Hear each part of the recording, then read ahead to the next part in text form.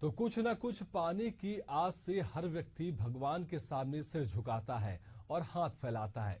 मगर कई ऐसे लोग भी हैं जो भगवान के आगे तो हाथ फैलाते ही हैं, साथ ही जीवन यापन के लिए इंसानों के आगे हाथ फैलाने को भी मजबूर हैं। वहीं भगवान से मिली दौलत शोहरत को दुआ और इंसान से मिली किसी चीज को भीख कहा जाता है और भीख मांगने वालों कि भिक्षुक कहा जाता है। वहीं मोहल्ले की गलियों से लेकर चौक चौराहों पर हाथ फैलाए इन लोगों को आपने जरूर देखा होगा और इनके हालात देखकर अक्सर ही हम यही प्रार्थना करते हैं कि काश इनका भी अपना कोई घर होता और इनको भिक्षा नहीं मांगने की जरूरत पड़ती। अब सरकार और निजी संस्थान मिलकर इन भिक्षुकों के लिए जीवन में परिवर्तन लाने का पूरा प्रयास कर रहे हैं और इन्हें आत्मनिर्भर बनाने के लिए रोजगार दिलाने वाले प्रशिक्षण भी दिए जा रहे हैं। इसी पर देखिए हमारी ये खास रिपोर्ट।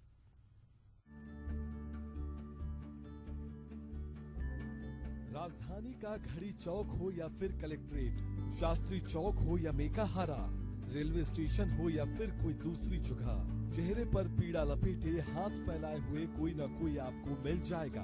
अब अगर किसी के पेट पे भोजन ना हो और कोई उससे कुछ बोले तो उसका हिंसक होना स्वाभाविक है।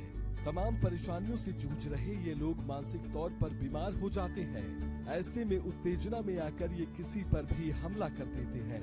पिछले दिनों राजधानी के एम्स हॉस्पिटल के पास एक मनोरोगी ने आरक्षक पर हमला कर दिया था। यही कारण है कि भिक्षुकों को सुधारने वाली संस्थाएं सबसे पहले तो इनकी डॉक्टरी जांच करवाती हैं। डॉक्टर्स के बताए अनुसार दवाई दी जाती है।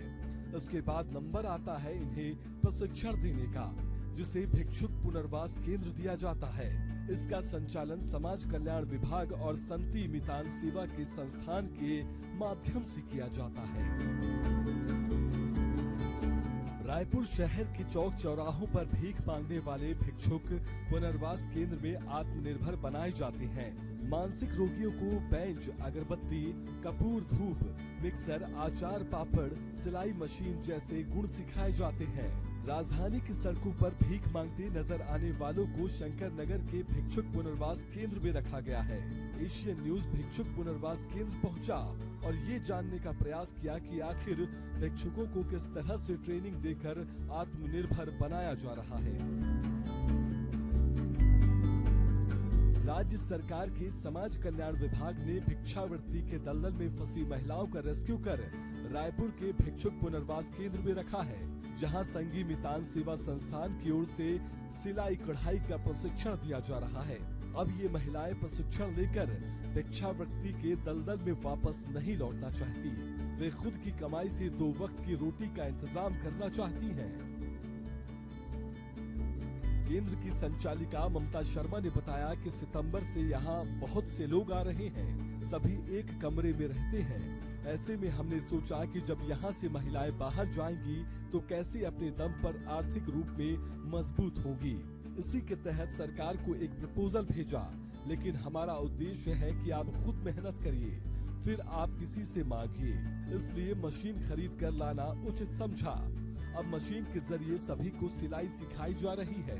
कुछ और भी चीजें इन्हें सिखाई जा रही हैं, ताकि यह बाहर निकलकर खुद पैसा कमा सके।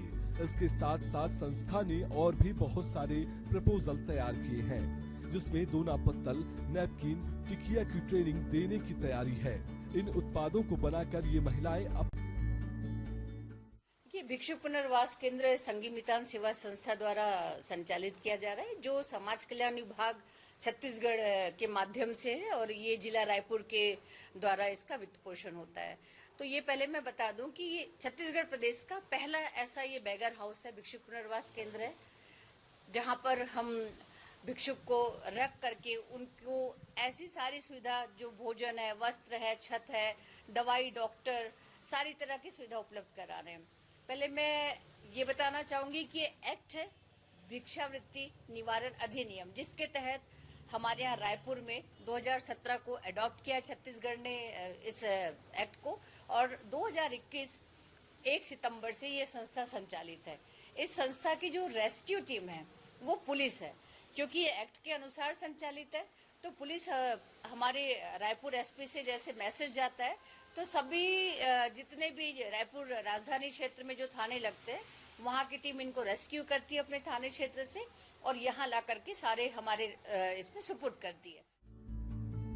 सरकार और स्वयंसेवी संस्थाओं की मदद से ये एक बेहतरीन कार्य किया जा रहा है। प्रयास छोटा जरूर है मगर इनकी सोच का दायरा बहुत ही विस्तृत है। ऐसे में देखने वाली बात तो ये होगी कि इनके प्रशिक्षण का लाभ कितने भिक्षुकों को मिल पाता है। एशिया न्यूज के लिए महेश कुमार साहू की रिपोर्ट।